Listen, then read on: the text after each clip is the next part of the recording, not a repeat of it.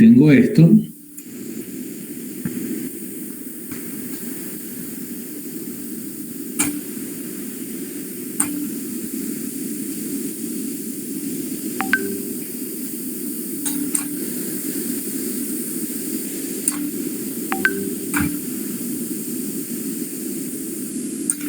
Allí, ¿cómo serían estos sucesos de eventos?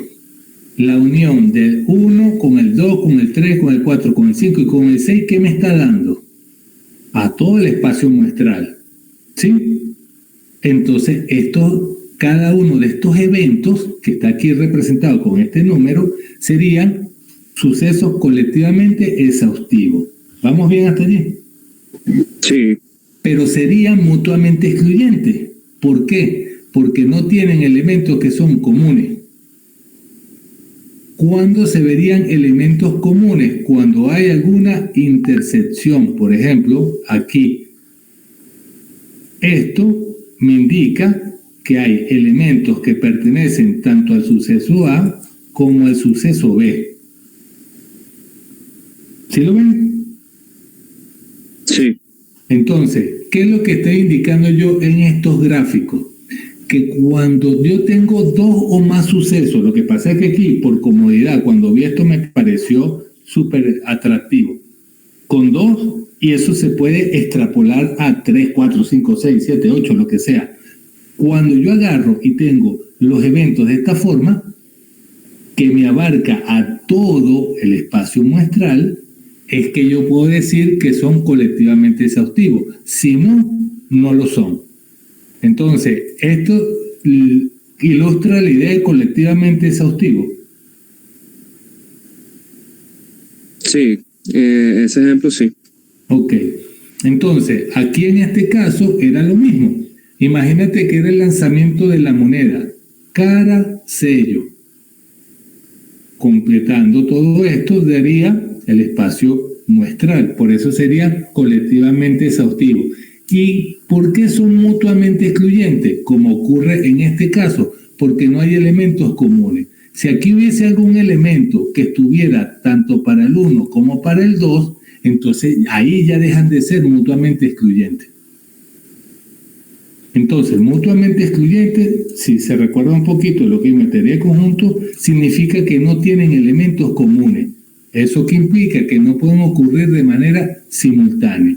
Cuando tienen elementos comunes, significa que sí pueden ocurrir de forma simultánea. En el ejemplo del sexo que les coloqué, varón, hembra, ¿quiénes están aquí? Los que pueden ser varón y hembra de manera simultánea. Que se puede dar ese caso.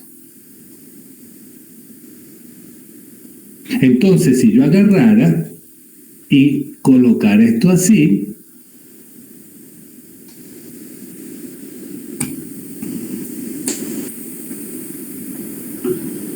esto sería el espacio muestral, aquí estaría varones, hembras, y aquí serían los que cumplen simultáneamente con esas dos condiciones. Entonces aquí los eventos ¿cómo serían? Colectivamente exhaustivos, pero no serían mutuamente excluyentes. ¿Ahora sí se entiende? Sí, yo entendí, profe. Ok. ¿Los demás? ¿Quedó claro? Sí, profe. ¿Seguro? Es importantísimo que lo tengan bien claro esto. Porque a la hora de hacer las preguntas, en las pruebas y demás, yo no le voy a decir, defina suceso colectivamente exhaustivo. ¿Ok? No, eso no lo voy a preguntar. Pero el ejercicio les va a indicar a ustedes si los eventos son independientes, si son mutuamente excluyentes o no, y ahí, dependiendo de eso, es la aplicación de una fórmula. ¿Ok? Por eso es importante que esto lo tengan bien claro. Supongamos aquí, por ejemplo, los colores del arco iris. ¿Cuántos colores tiene el arco iris?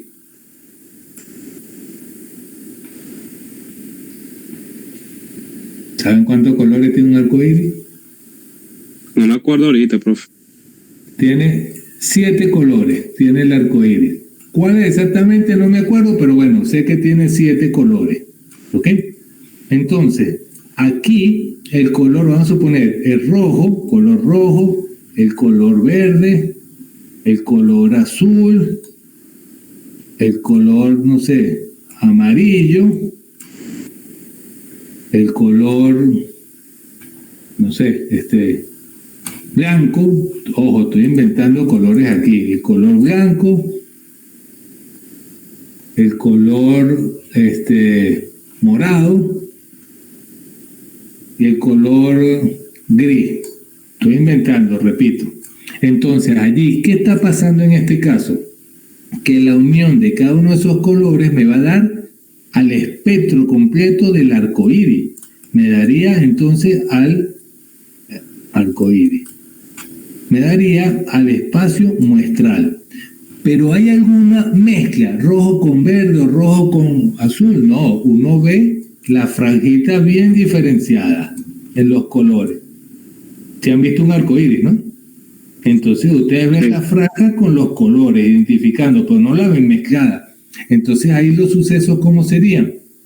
Mutuamente excluyentes. Y la unión de ellos, ¿a qué me está dando? Al espacio muestral. O sea que serían colectivamente exhaustivos. ¿Sirvió para ilustrar?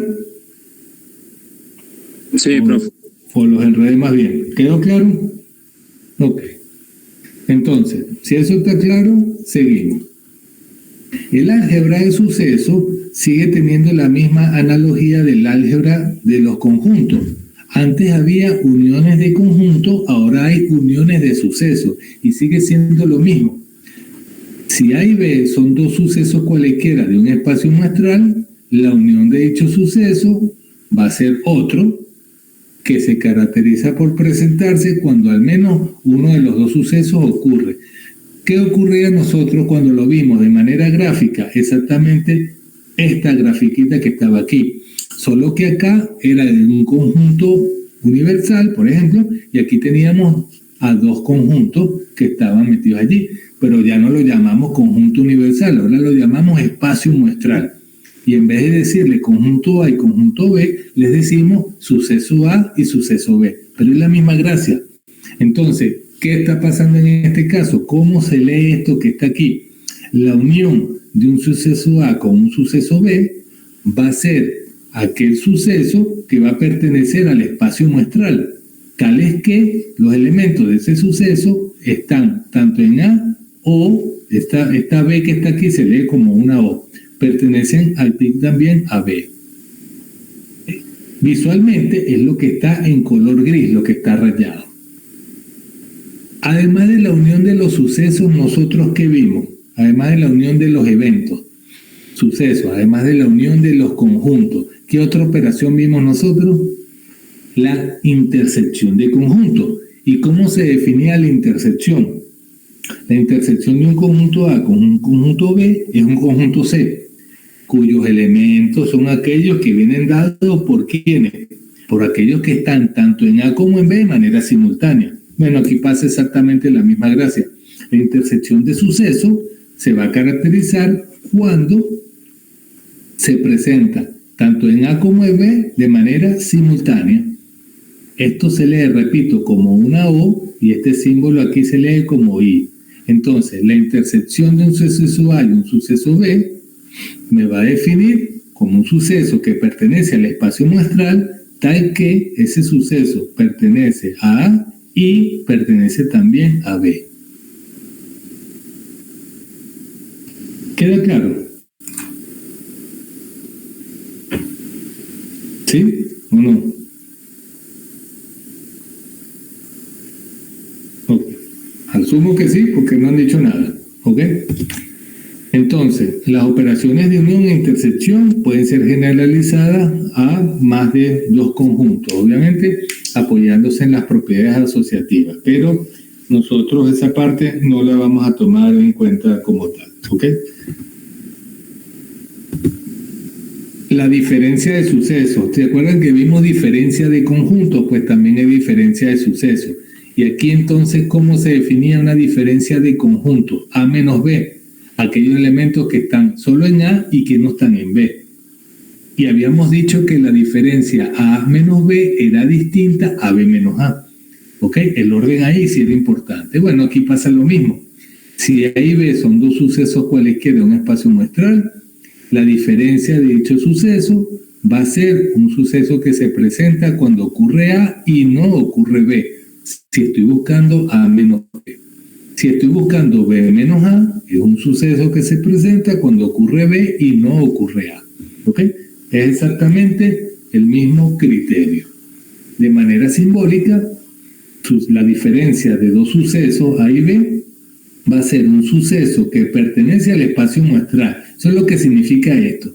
Tal que ese suceso pertenece al suceso A y no está en B. Gráficamente, bueno, ya tenemos la zona gris.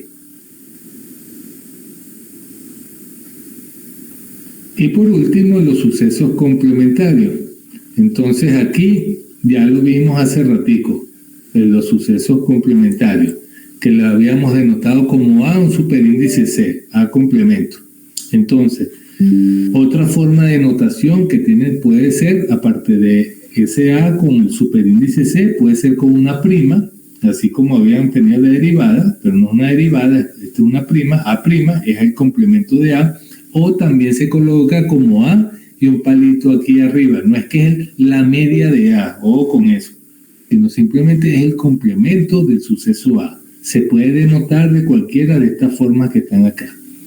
Entonces, sucesos complementarios son aquellos que pertenecen al espacio muestral y que no pertenecen al suceso A, o que no están cuando ocurre el suceso A.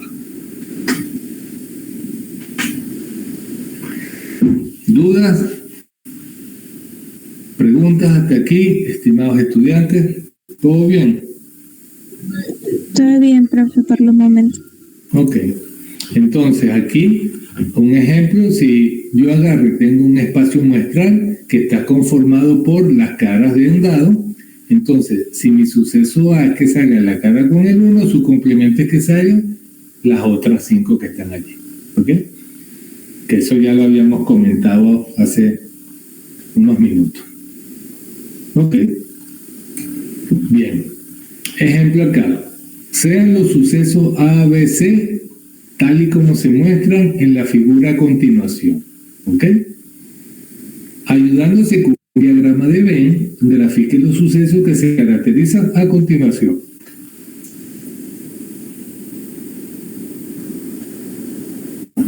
Ocurren exactamente dos de los sucesos. Exactamente dos.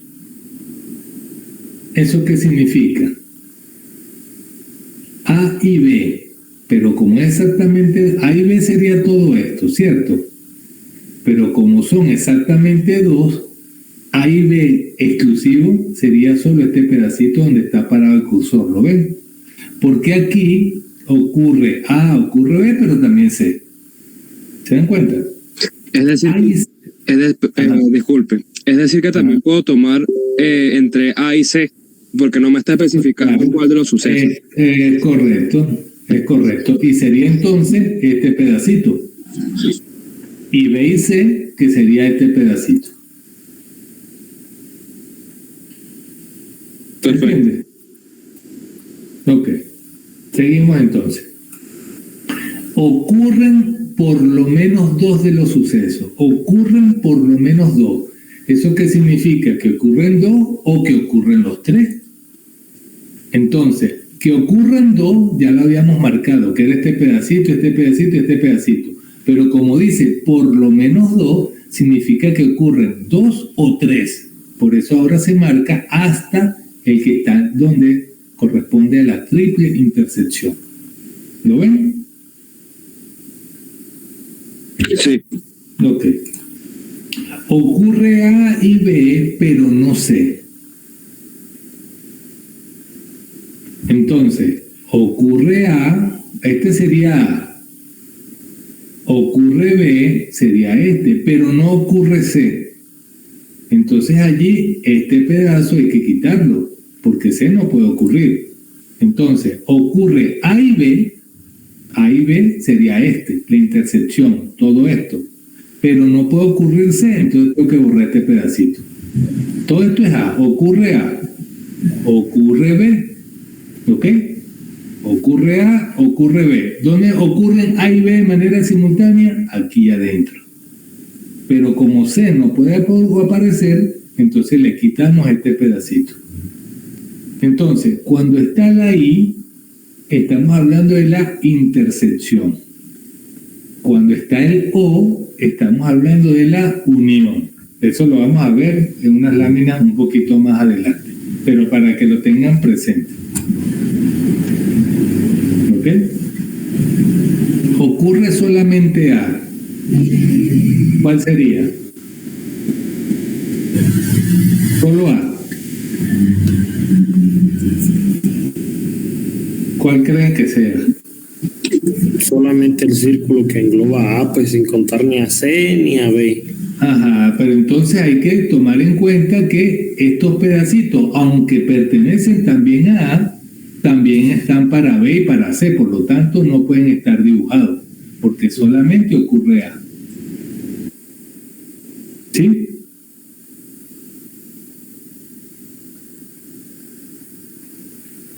¿Dudas hasta aquí? No. No. Ok.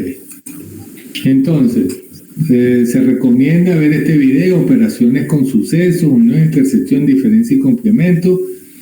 La línea de Morgan no hace falta, ¿ok? Esto es una sugerencia. Si quieren ver, aquí está este video que explica las operaciones también. Bien, entramos en el punto que nos va a interesar a partir de ahora. Probabilidad. ¿Qué es la probabilidad? La probabilidad la vamos a definir nosotros como la posibilidad de ocurrencia de un suceso o de un evento. Y vamos a asignarle a esa posibilidad un número que va a estar comprendido entre 0 y 1, ambos inclusive. ¿Se entiende? La probabilidad es la medida de la posibilidad de que un suceso o un evento vaya a ocurrir. Y nosotros, para medir esa posibilidad, le asignamos un número entre 0 y 1, incluyendo ambos, a esa medida. ¿Eso qué significa? Que la probabilidad no puede ser menor a 0 y tampoco puede ser mayor a 1. Probabilidad 1,2 no existe. Probabilidad menos 0,0004 no existe. No hay probabilidades menores a 0, es decir, negativas, y no hay valores de probabilidad mayores a 1. ¿Se entiende? Sí. Ok. Importantísimo en este caso. Cuando lo hacía yo esto de manera presencial, que estábamos en el salón, aquí les pedía a los estudiantes, muchachos, escríbanlo. Y aquí lo escribían, dice. El profesor va a poner 0 en la pregunta si ve un valor de probabilidad negativo. Es decir, no voy a revisar el procedimiento en lo absoluto, porque si me colocan como resultado que la probabilidad es negativa o que la probabilidad es mayor que 1, es obviamente que no comprendieron el concepto. Por lo tanto, no revisaba el procedimiento. Entonces, ojo con eso, muchachos, porque como aquí últimamente estamos utilizando, bueno, yo estoy utilizando el Classroom y demás, normalmente no hay un procedimiento. Ustedes mandan su respuesta, van rellenando verdadero, falso o respuesta corta, ahí no va el procedimiento. Y no sé en qué momento se equivocarían. Pero si les da un valor negativo de probabilidad, es mejor ni siquiera poner la respuesta, ¿ok? Porque obviamente va a estar mal. No tiene sentido. ¿Queda claro eso, muchachos? ¿Seguro? ¿Se entiende? Ok, entonces, si les da un valor 1,000000001, no puede ser, porque eso es mayor que 1. Le da un número menor que 0, menos 0,000000001, es muy chiquitico, está muy próximo a cero, sí, pero no puede ser negativo. ¿Ok? Entonces, ya saben que valores negativos de probabilidad no existen, valores mayores a 1 tampoco. Ok, sigamos entonces. ¿Cuáles? Nosotros vamos a ver ahora algunos axiomas y teoremas en los cuales se basa la teoría de la probabilidad. Vamos a ver 3 tipos de enfoque: el enfoque clásico, el enfoque subjetivo, el enfoque frecuentista. ¿Ok? Vamos a ver esos enfoques ahora. Y después de eso vamos a trabajar con unas reglas. La regla de la suma, la regla de la adición, que es la suma-adición, la regla de la multiplicación. Ahí es donde empiezan a mezclarse las cosas. ¿Cuándo se utiliza la regla de la multiplicación? Entonces, si los eventos son independientes, utiliza esta fórmula. Si los eventos son dependientes, utiliza esta fórmula. Y así. Por eso es que es importante que ustedes tengan bien clarito lo que significaban los diversos tipos de sucesos o eventos. ¿Ok? Entonces, ¿cuáles son los enfoques con los cuales trabajaríamos? Un enfoque clásico, o el de Laplace también, ese tipo de enfoque es en el cual parte de que existen X resultados posibles y que son favorables a la ocurrencia de un suceso A. Además, existen Z posibles resultados que son desfavorables a la ocurrencia de esto. Entonces, bajo el enfoque clásico o a priori, ¿cómo hago yo para calcular un valor de probabilidad? Básicamente lo que hago es dividir casos favorables entre casos posibles, partiendo del principio de que los resultados son equiprobables. ¿Qué significa que sea equiprobable? Que sean igualmente posibles. Y además, que sean mutuamente excluyentes. ¿Eso qué significa? Que no pueden ocurrir de manera simultánea. Bien, entonces acá el enfoque clásico a priori o de Laplace dice que la probabilidad de ocurrencia de un evento A se puede obtener dividiendo los casos favorables a la ocurrencia de ese evento entre los casos posibles. ¿Quiénes son los casos posibles? La sumatoria de los resultados favorables con los resultados que no son favorables a la ocurrencia de A. Parte de un principio, y ese principio es que los resultados son todos igualmente posibles, equiprobables y mutuamente excluyentes. ¿Ok? Por ejemplo, en el lanzamiento de una moneda, yo quiero ver cuál es la probabilidad de que salga el lado con el sello. Ok, entonces, tanto cara como sello, si la moneda es legal, no está trocada, tienen igual posibilidad de ocurrir, son equiprobables y son mutuamente excluyentes, porque cuando lanzo la moneda o sale cara o sale sello, no pueden ocurrir sello y cara a la vez. ¿Se entendió? Sí, profe. Ok. Entonces aquí, este enfoque, entonces acá, permítanme enchufar la computadora. Ok. Entonces, este enfoque se le llama a priori. ¿Por qué? Bueno, porque yo puedo calcular el valor de la probabilidad sin tener que realizar el experimento. Es decir, yo puedo calcular cuál es la probabilidad de que salga el lado con cara sin ni siquiera tener una moneda aquí. Todo lo puedo hacer desde el punto de vista teórico. ¿Ok? Igual, yo no tengo aquí a mano ningún dado, pero yo puedo calcular la probabilidad de que salga la cara con el número 2.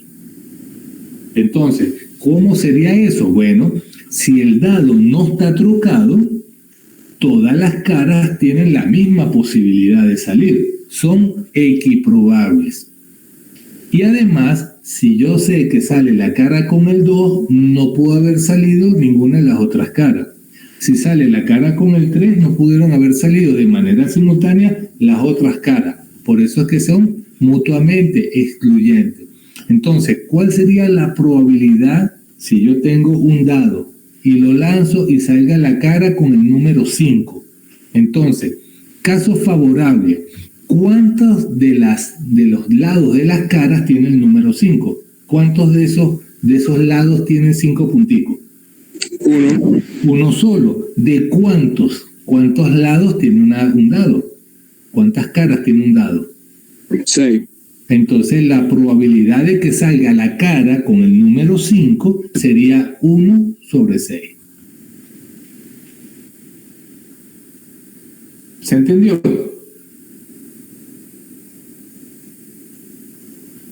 ¿Dudas? Hasta los momentos. Vamos claro. Muy bien. Sí, profe. Y ahorita que saqué la cuenta da 0,16 y está pasando lo que usted estaba diciendo, que no puede ser menor a 0 y mayor que 1. Entonces... Sí, eso también iba a decir, profe. 0,16 está bien, es un número entre 0 y 1. De hecho, ahí debe ser 0,166666666, ¿no? Entonces, sí. ¿Qué va a pasar? Que lo recomendable sería trabajar con las fracciones, porque no es lo mismo colocar 0,16 a colocar un sexto. No es igual. Para efectos de nosotros, si los van a presentar, o sea, lo van a escribir con decimales, van a hacer la división, utilicen al menos 4 decimales. ¿Ok? Aunque repito, más adelante, ya para el tercer parcial, vamos a ver distribuciones de probabilidad, vamos a tener que hacer una sumatoria, y para que esos valores de sumatoria den exactamente 1, que es lo que nos interesa, allí obviamente es mucho más exacto trabajar con las fracciones que tener que trabajar con las expresiones decimales, a menos que la división sea exacta. Pero como en este caso no es exacta, es periódica, allí es preferible trabajar con la fracción. Sin embargo, ahorita no pasa nada, no hay ningún problema, pueden hacer la división, pero saquen al menos 4 decimales, ¿ok? ¿Dudas? ¿Estamos claros? Ok. Otro ejemplo. Si tenemos en una caja 15 piedras verdes y 9 piedras rojas, ¿cuántas piedras hay dentro de la caja? 15 más 9, que es 24. Entonces, ¿cuál es la probabilidad de sacar una piedra roja en un intento? Entonces, caso favorable, ¿cuántas piedras rojas hay? 9. Caso posible, ¿cuántas piedras hay en total? 24. Entonces, 9 entre 24, que simplificado, eso sí es importante, simplificar, llegar hasta la fracción generatriz, simplificar al máximo, en este caso simplificando entre 3. 9 entre 3 da 3, 24 entre 3 es 8. Ya aquí no hay más simplificación. Entonces, la probabilidad de que saque una piedra roja en un intento, es lo que se lee aquí, es igual a 3/8. ¿Queda claro? Sí. ¿Sí? Ok. Este enfoque solamente es válido si se cumplen estas condiciones. Si estas condiciones no se cumplen, el enfoque no es apropiado, ¿ok? Para utilizarlo a la hora de responder a alguna pregunta, ¿ok? Entonces, ¿cuáles son las condiciones? Que los resultados sean igualmente posibles. ¿Eso qué significa? Que sean equiprobables. Aquí yo tengo una caja con 24 piedras. Yo lo que hace es meter la mano sin verla, por supuesto, y ahí voy a sacar una. Todas las piedras tenían la misma posibilidad de ser escogidas, ¿ok? Por eso entonces allí los resultados son equiprobables y mutuamente excluyentes, porque si agarré una, no puedo sacar 2 a la vez. Aquí lo que me están diciendo es sacar una piedra roja en un intento. Entonces voy a sacar solo una piedra, punto. No puedo sacar 2 y 3 simultáneamente. Bien, ¿queda claro? Entonces, ahí, este ejercicio, este enunciado cumple con las condiciones de un enfoque clásico a priori o de Laplace. ¿Preguntas hasta aquí? No, profe. Ok. Seguimos entonces. El enfoque de frecuencia relativa. ¿Cuándo se utiliza el enfoque de frecuencia relativa? Es algo parecido, pero no igual, a la forma de cálculo del enfoque clásico. Aquí también vamos a ver algo así como casos posibles, casos favorables entre casos posibles. ¿Cuál es la diferencia? Que yo voy a utilizar el enfoque de frecuencia relativa tomando en cuenta aquellos fenómenos que obviamente pueden ser repetibles, pero básicamente voy a ver cuántas veces ocurrió un fenómeno en un momento dado dividido entre la cantidad de veces en que se realizó ese experimento. Vamos a partir del principio. Vamos a ver, supongamos el deslave en Vargas, ¿ok? Yo quiero calcular la probabilidad de que haya un nuevo deslave en Vargas tomando en cuenta las veces que ocurrió en los últimos 100 años. Entonces, ¿qué voy a hacer yo? Yo voy a ver cuántas veces ocurrió el deslave. 3 veces. ¿Dividido entre quién? Yo estoy observando los últimos 100 años. Entonces estaría dividiendo entre 100. El experimento en este caso, ¿en qué consistiría? En la visualización. En el año 1924, ¿ocurrió o no ocurrió? En el 1925, ¿ocurrió o no ocurrió? En el 1926, ¿ocurrió o no ocurrió? ¿Cuántas veces ocurrió? Y así sucesivamente. Entonces, 3 veces en los últimos 100 años. Bueno, dividimos 3 entre 100. Por supuesto, este es un enfoque que estoy haciendo de este ejemplo un poco simplista. ¿Por qué? Bueno, porque ahí para un deslave es algo multifactorial. Tiene que ver, bueno, la temporada fue más lluvia, fue menos lluvia, hubo el fenómeno del niño, apareció más bien el fenómeno de la niña, etcétera. Aquí lo estoy simplificando muchísimo. Es simplemente ver cuántas veces ocurrió el fenómeno dividido entre la cantidad de observaciones o la cantidad de veces en que se realizó ese experimento. Ahora bien, ¿cuál es la diferencia? Y aquí está en rojo, que este enfoque, el de frecuencia relativa, no utiliza la suposición previa de aleatoriedad. ¿Ok? ¿Por qué? Bueno, porque yo voy a agarrar y voy a determinar el valor de probabilidad de acuerdo a la recopilación de datos. Tengo que ver cuántas veces se ocurrió el fenómeno. No en el caso anterior. En el caso anterior, con el lanzamiento de la moneda o el lanzamiento del dado o con la extracción de la piedra en la caja, ahí yo no tenía que estar recopilando datos, ¿ok? Porque ya yo sabía que todos los elementos tenían la misma posibilidad de ser escogidos, eran equiprobables. Mientras que aquí, un año, por ejemplo, de mucha lluvia, favorecería la ocurrencia del deslave. Un año de mucha sequía, pues no la favorece. Entonces, no todos los años tienen la misma posibilidad de que se ocurra el fenómeno. Si el año es de sequía, la posibilidad es menor a que un año que sea de mucha lluvia. ¿Sí se entiende lo que estoy diciendo? Sí, profe, por ejemplo, en esta temporada, como comienzos del mes, hubo mucha lluvia en La Guaira. Entonces, por los lados de Naiguatá, no suele ir la gente a los trabajos, bueno, la mayoría. Entonces, por miedo a que se caiga la casa, pero que no sé qué es peor, pero bueno.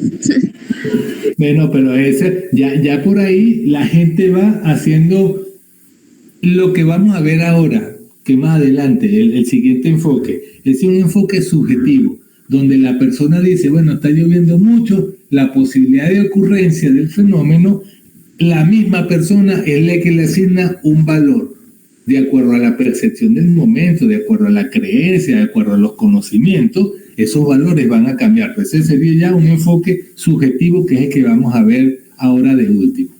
Pero este enfoque de frecuencia relativa se entiende que es lo importante tomar en cuenta aquí, que para yo llevar a cabo este tipo de probabilidad, debo tomar en cuenta la recopilación de datos y no todos los resultados son igualmente probables. Lo que le estaba comentando, años donde hay más lluvia, es más probable que ocurra el fenómeno que en años donde no ocurran lluvias. Entonces, al no ser todos los resultados igualmente probables, el enfoque anterior no me sirve. En el enfoque anterior, todos los resultados tenían que ser igualmente posibles. Aquí no pasa eso. Entonces, el enfoque clásico no me servía. Ahora voy a utilizar el que se llama enfoque de frecuencia relativa. Pero como fórmula es muy parecida. Cantidad de veces en que ocurrió el evento o el fenómeno entre el total de observaciones o de veces en que se realizó dicho experimento. El ejemplo que está ahí. Se ha observado que 9 de cada 50 vehículos que pasan por una esquina no tienen cinturón de seguridad. Si un vigilante de tránsito se para en esa misma esquina un día cualquiera, ¿cuál es la probabilidad de que detenga un vehículo sin cinturón de seguridad? Pues ahí el enfoque que se está utilizando es un enfoque de frecuencia relativa, no es un enfoque clásico. ¿Por qué? Porque no todos los días circulan los carros o la misma cantidad de carros por esa esquina a la misma hora. ¿Ok?